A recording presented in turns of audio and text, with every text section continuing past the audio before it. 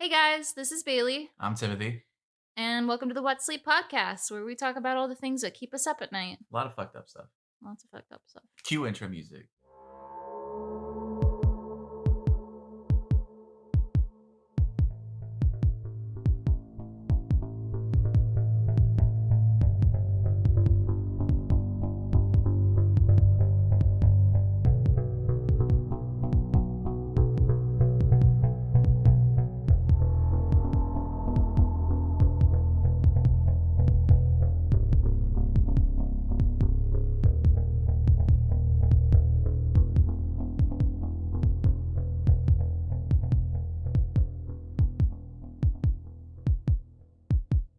Do you know a person by the name of Bobby Dunbar?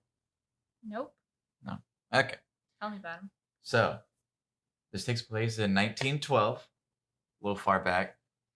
And Your last case was 1908. it was very close together. Not related, though. Are we leading up to 2020? Is That's that what you're that's, doing? That's a whole year's worth of A podcast. crime per decade? Yes. All right. So, the case of Bobby Dunbar, he just randomly vanished in 1912. Okay. Just out of the blue. And his reappearance would lead to a very long custody battle and a wrongly convicted man and an incredible DNA test 90 years later. Oh. Yeah, a little crazy. To lead on it, this takes place August 23rd, 1912, where the Dunbars, the family of Bobby Dunbar, Right. went on a day trip to Swayze Lake in Louisiana. Percy Dunbar, Bobby's father, went to work that day. So his mom, a couple brothers, and some family friends all went to this lake to go have a fish fry Yeah. in Louisiana. Bobby expressed that he wanted to go with the family friend Paul Mizzy because apparently he would take Bobby and go shoot like garfish. What are garfish? They're like these really spooky long fish, kind of look like barracuda, but just like not barracudas. Just really ugly alligator garfish. Ever heard of those? Nope. No? Okay. No, I don't. They're just a really scary fish. Okay. And they would just go shoot them. I should also mention that Bobby is 4 at this time. 4 years old. Right. So, I was, yeah. he looks so- up to Paul, that type of thing. Bobby did have a nickname that Paul gave him. His nickname was Heavy because he was a little bit of a chonky boy. That's okay. So, yeah, just kind of stuck. Even his mom was like, "Yeah, what's up, Heavy?" You know, that type of Can you thing. imagine your mom calling you heavy as a child? Yes. Starting. I All guess. right, never mind. I mean, Tell me about your trauma. She calls me little shit. So around this time, after Paul and Bobby go to find some garfish to go shoot and whatnot, they hear off in the distance Bobby's mother, Leslie, start calling for them like, "Hey, dinner's ready," type of thing. So they're like, "Oh, bet, let's go. Ring the dinner bell. Let's go get some food." Exactly. They started heading on the way back. Paul recalls putting Alonzo, one of Bobby's brothers, on his shoulders and jokingly saying to Bobby, "Get out of the way, Heavy, or I'll run you over." Wow. And, Bobby... That's a brother thing. It's a brother thing, man. And then Bobby kind of retorted back with, "You can't do it. You ain't no bigger than me." Oh. Because he's heavy. Well, he's 4. He's like, wants to be big and strong. Yeah. Type of thing. And as they were all heading back after that, just suddenly, out of nowhere, Bobby just vanished. He's just gone. Just gone. From Didn't show up to dinner. The last person to see him was Paul and Alonzo. Yeah. So after he didn't come back for dinner, the family was like, "Hey, we should probably go find him. He's like 4 out in the middle of just..." Wait, so they sat through all of dinner and then they realized... Not sat through all of dinner, but, when everyone else showed up but Bobby. Oh, okay. They were like, "Something seems wrong here." Yeah, our 4-year-old child's gone. Just gone. So they went out looking for him through the woods and, around like the lake and whatnot. They spent hours searching for him. And eventually Percy, Bobby's dad, came home from work and then assisted in the search. Right. But, after hours of searching around, they couldn't find him. Mm-hmm. And there's only so many places you can go, especially when you're 4. Kids can run pretty far. I mean, yeah, but he's 4 and he he's a doesn't know what he's 4-year-old. doing. I think you're underestimating the power of a small child. I If mean, they wanna go, they're gone. yeah, yeah, possibly. So after they were unsuccessful in finding Bobby, they called, the police, Yeah, like any normal as you people should. would. Right. So they began a statewide manhunt to try and find him. A statewide. They didn't Statewide. start local? They started local, I but mean, I like, guess, but spread out. They were just like, we're searching the whole state. everywhere? Okay. Go on the whole state. They were catching and dissecting alligators to see if they could find remains, just casually catching alligators Like, and killing them. how late or I guess, how soon after, Oh, this is still like pretty much like the same day. like, the same day they were Same just like, day. "Let's just start cutting Just into kind of, I gotta see if we alligators." can find a body or something. Okay. They were. This is the thing I don't get is like if Bobby was down in the lake, I don't see why they were throwing dynamite up into it. The only reasoning that I saw was that they were trying to make like blow the water away so So they they can could look see? down But at the bottom what if you and hit heavy? y- Bobby, yeah, little bobber. pieces. But I but yeah, guess they they were just found him, casually doing that as you do in 1912. as you casually do. But nothing like none of their efforts really turned up a body or anything like that. The next day on August 24th, 500 people came to aid in the search. That's a good community Yeah, right there. yeah. They tried an experiment with a hat similar to that Bobby was wearing that day. Like this really like straw hat Mhm. type of thing. And they were curious. They were saying, "Hey, if Bobby drowned in the lake or something like that, let's see if the hat floats. Yeah, See if we can okay. find evidence of that." So they got a similar straw hat. They threw it on there. And it would float. Did they, like, submerge it or anything before? I They just don't. tossed it on the They just kind of lake? like tossed it on there and they left it there for hours. Sure, okay. And they found that even after long periods of time, it still floats. Okay. So they were like, okay, so now that we know that, I maybe like that that's how they rolled out the lake theory is yeah, just throw a a hat on straw it and hat. Not like it could have fallen off if he had fallen into the river elsewhere, way beforehand, but yeah, well, they're trying different things. But yeah, they found that the hat would float for hours without sinking or anything like that. right. So they were just like, probably not in the lake. So they kept searching around the area and everything, and eventually they did have to go back to their home in Louisiana. Paul, Mizzy, and a few other friends invited to the fish fry actually stayed behind to continue the search. Right. They did find some bare footprints leading out of the swamp and near like main train track thing. Mhm. But they never found any body or any sort of evidence of an animal attack. It was like small child It footprints. was Yeah, I small assume enough, something just that just they bare. noticed. They were thinking maybe he was kidnapped or Yeah. he just wandered off, type of thing. After they found the tracks, then they did begin to think that he got kidnapped. Right. And on August 26th, police notified the city of New Orleans about Bobby's disappearance and maybe kidnapping. Yeah. Percy Dunbar went to New Orleans himself, which was about 130 miles away from their actual home. And he went there to personally hand out about 700 copies of Bobby's picture and like Aw. description of him and to talk to reporters. Yeah. A detective agency actually made cards with the description of Bobby and distributed them all over to states like Florida, Georgia, and just around that general area, just in case he Yeah. might have gotten kidnapped and taken to those areas. I did find the actual description that was on the cards that the detective agency was handing out, Okay. and it read age 4 years and 4 months, full size for age, stout but not fat, Heavy. heavy, large round blue eyes, light hair, and very fair skin with rosy cheeks. Aw, he sounds Right? adorable. But here's where things get a little weird. So they said he has a left foot that had been burned when he was a baby and shows a scar on the big toe, right? Sure. Which is somewhat smaller than the big toe itself. On the right foot is a smaller big toe. Okay. Yes. He wore blue rompers and a straw hat, and he Mhm. did not have shoes, which is why they thought He maybe just sounds like a small. just a little He southern sounds like kid. a small, chubby, rosy cheek straw hat wearing overall wearing Right? kid. Right, That's so exactly. cute. Now, after all of that, they didn't hear anything. No one said anything. They didn't find any trace of Bobby. Then, 8 months later, he's been missing for 8 months at this point. can't imagine. Like, that's crazy. Just 8 months having like, where'd my 4-year-old go? My cat went missing for 3 days and I didn't sleep. Now imagine 8 months of that. No. Yeah. The Dunbars finally received some good news.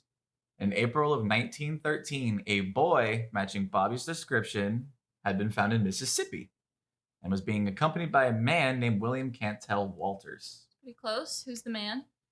We'll get there. When authorities caught up with him, he claimed the boy was Charles Bruce Anderson, the illegitimate child of his brother and a woman who worked for his family named Julia Anderson. Okay. So they're like, okay. Sure. But, the general description of Bobby matched the child. Yeah, and it's illegitimate. Did he have any, proof?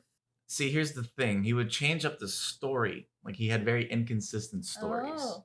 He would say that the boy, who referred to as Bruce, had been left in his care by Julia when she left to go to look for work. Right. In the Mississippi area. Many residents of the town backed Winter's story up, but Walters was seen hitting the child with a belt, giving the police grounds to take the boy into custody. Good. This gave them a chance to examine the boy, which they firmly believed was Bobby Dunbar. So they're just watching this guy and waiting for any excuse to take him. I mean, when you got a 4-year-old missing for 8 months and you see a child that matches the description. I guess that's fair. I didn't think they'd really care about, spanking children, especially, back in the day. Well, I mean, yeah, but I think it was more so in case he was kidnapped. They were like, let's just make sure. Yeah. Right? Okay. Sure. So they did get a chance to actually examine the boy, which they firmly believed was Bobby Dunbar. He had many of the same physical traits, but he would refuse to answer to the name Bobby. The Dunbar family would actually travel to Mississippi to see if the child really was Bobby, but he never responded to Bobby, oddly enough. Well, I mean, if he's not Bobby, then why would he? He's only suspected to be Bobby. He's suspected to be Bobby. Right. So if he's not responding to Bobby. It gets crazier. Okay. So the initial reunion between the boy and the Dunbars remains disputed to this day. One newspaper claimed it was joyful and that the boy instantly shouted "mother" upon seeing Leslie, right? Other accounts claim that both Leslie and Percy Dunbar were hesitant to confirm that the boy was Bobby. So again, we have more conflicting reports here. Yeah. The next day, after taking the boy home for the night and bathing him, Leslie Dunbar said that she had positively identified moles and scars on his body that confirmed he was her son. Okay, well. The police then allowed the Dunbars to take little Bobby back to their home. However, a few days after the Dunbars had taken Bobby home, Julia Anderson, who was reported this was the illegitimate son of, showed up, backing up Walter's claims that the boy was her son. She said she had allowed Walters to watch him for a few days while she looked for work, and that those few days had turned into months when she hadn't been able to find anything. Yeah, I was gonna say, can you imagine leaving your son in the care of somebody you know for just a couple of days, and you come back and he's now the son of another family in another state after a police investigation? Well, yeah, I know this was months, but if it had come over a couple of days, that would have been hilarious. Yeah, and ridiculous. I don't know. This whole case is just really weird. The fact that he has moles similar and scars and whatnot, but... Well, she could be misremembering. I mean, the scar in the big toe seems like it's a big thing. Yeah, right? So... And... I mean, did he have a scar in his big toe? They just found scars? When I looked into it, they said that the kid was also barefoot, walking around with Walters. So it was hard because of all the dirt and, mud and stuff that accumulated, that it was a little hard to exactly identify if there was a scar on the toe. But I just think it's weird that, hey, watch my kid for a couple of days, and then a couple of days turns into months, and then you come back, and you're just like, my boy. Yeah. And not anymore. Not anymore. Apparently, it's Bobby Dunbar. The police then called the Dunbars back, requesting that Bobby be a part of a lineup to see if Julia could correctly identify him. So when they lined up, all of the other children kind of similar looking to that of Bobby, air quotes. Bobby. She was unable to actually correctly identify her son. Yeah. So wait, this is Julia, right? This was Julia doing the lineup to see if she could identify her son. Yeah. But to give her the benefit of the doubt, she did not see him for months. I mean, neither did the family, the Dunbar family, and they Yeah, still were like, "Yeah, also this is true. emphatically my child." You know what Also I mean? true. Yeah. And from the sounds of it, it's probably not their child. So, Yeah. So after she couldn't identify the child, she asked whether he was the boy who had been found. But when she wasn't given an answer, she admitted that she was unsure of whether or not it was her child. okay, So what? she incorrectly they, identified a child yeah, in a lineup. And then when she asked if it was in fact her child, they she just didn't get a response. So she's like, maybe it's not my child. So I feel right. like they were kind of messing with Oh, like a her reverse psychology thing. like psychology part of Yeah. it, like not giving her an answer and making her second guess herself. So after she was unable to identify the child, she returned the next day, claiming that she was in fact confident that the boy she identified was in fact her son Bruce. Good. But But here's where the bad parenting comes in. okay. News had already spread that she had been hesitant the day before and that the boy was living comfortably with the Dunbars already. The courts were hesitant to even bring the case back up. Uh, uh, uh. She was unable to pay for any sort of court battle, so she just returned to her home in North Carolina, leaving the child with the Dunbars. uh, So she was like, I can't pay this. I Peace. can't pay for who I think is my kid, so I'm just gonna leave him with these strangers. Is essentially, yeah. I mean, I guess she figured he'd have a better life or whatever, but like, that's your But kid. this kind of shows how integral of a role that media and Well, press yeah. plays in any sort of thing like this. I Like the fact that the people around town and everything were like, "Ah, nah, that's not her kid. That's Bobby Dunbar. Look how happy he is with them now." And the fact that sure. the courts were like, it's probably not worth to open it back up again. As a mom, you should still try to fight for your Oh child. yeah, 100%. I feel like you should go to the ends of the earth fighting for your kid, but unfortunately, it's not what she did. So at this point, the Dunbars were fully confident the child was Bobby. He showed signs of remembering things around the house and was playing with the brothers just fine. And because of this, Walters was convicted of kidnapping and spent 2 years in prison for his crime Whoa. before his attorney appealed. So, because the child that may or may not have been Bobby just acclimated to the household, they Acted were like, like you kidnapped it. Jail. this is why we need hard evidence, not circumstantial. Yeah, that's the thing. Who is his lawyer? Because I want him fired.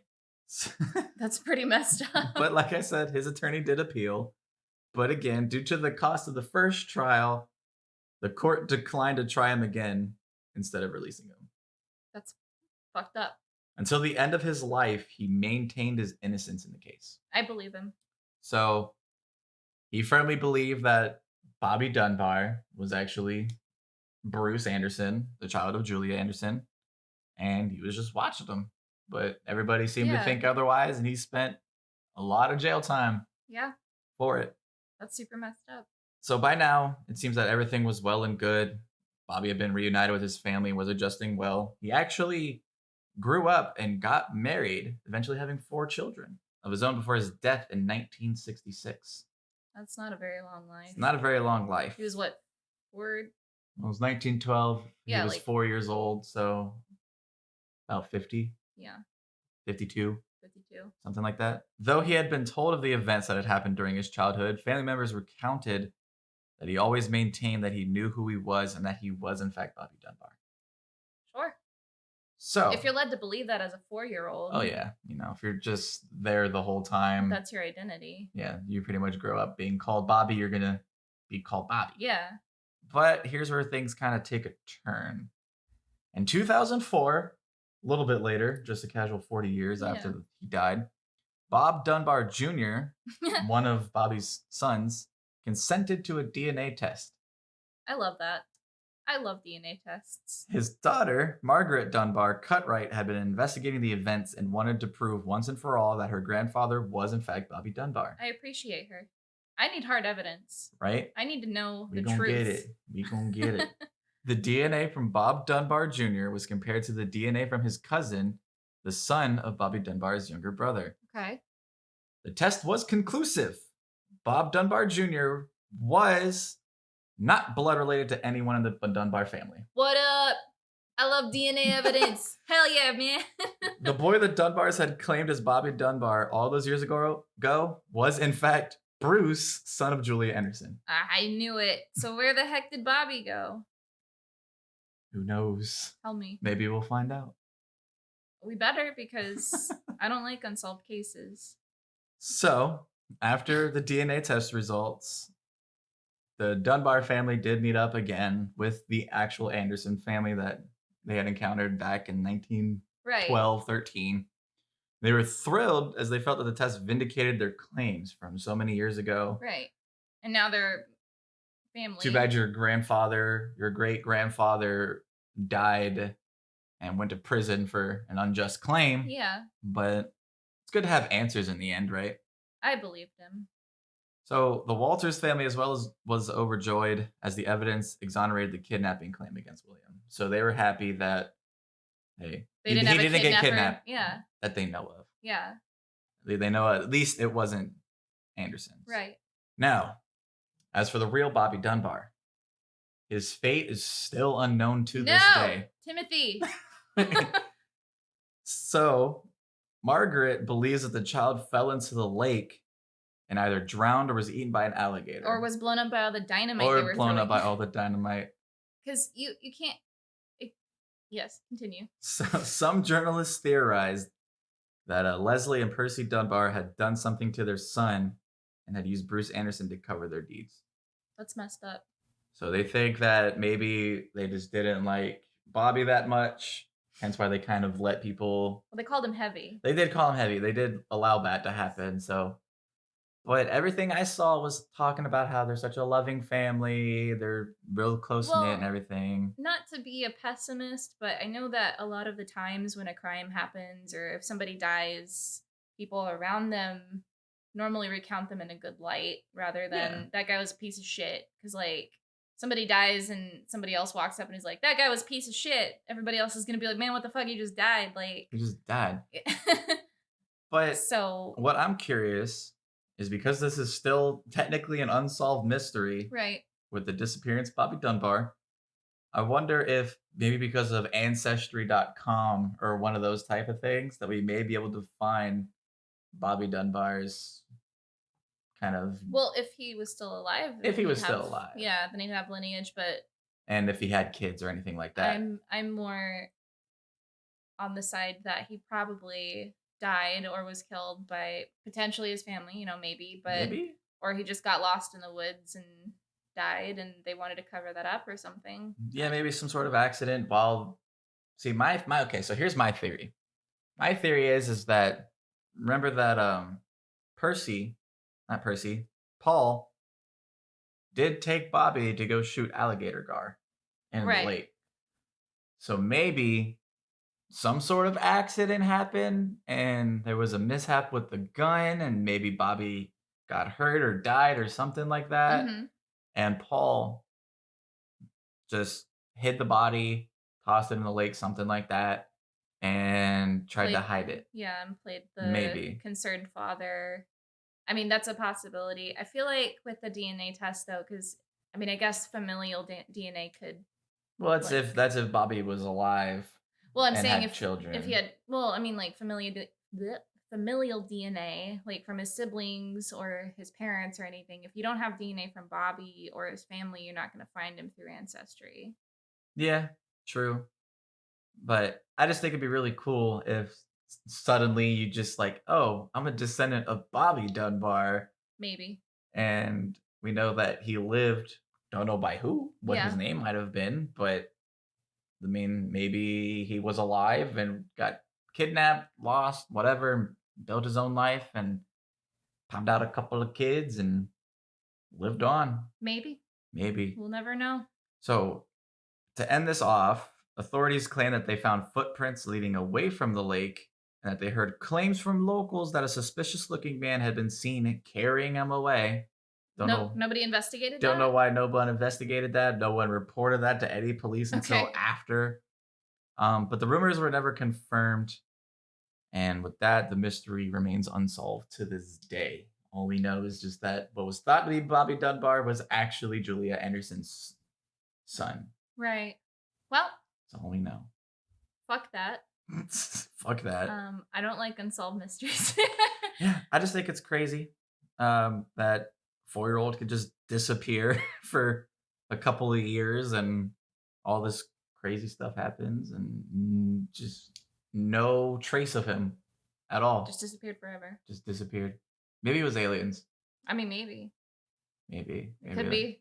He UFO could just have came become in, Men in Blacked him, just wiped his memory, just forgot everything. But yeah, Paul was the last person to see Bobby alive. And he Yeah. took him to go shoot alligator gar. So that's why I believe Paul was the one that may have had an accident with Bobby or actually wanted to murder him. I don't think he actually wanted to murder him. I don't think so I think either, it was an but accident and the family covered it up. maybe that is a possibility, but I guess we'll never know. And that is the ending to the case of the disappearance of Bobby Dunbar. Well, that was incredibly infuriating. Yeah, just a little bit. It is unsolved, but I'll leave the results up to you. I'm gonna hold out hope for a future DNA test. Well, until then, you can find our podcast on YouTube, Spotify, Apple Podcasts, and Google Podcasts. All right. And if you enjoyed the episode and want to stay up to date on any new episodes and for a little bit of extra goodness like pictures and other things of that sort, go ahead and follow us on Twitter at What Sleep Podcast, Instagram at What Sleep Podcast, Reddit. We do have a subreddit, What Sleep Podcast. And then we also have a Facebook group called What Sleep. So go ahead and give us a follow there. And please leave a review on Apple Podcast and leave comments on our YouTube page. We appreciate it. And we'll catch you in the next episode.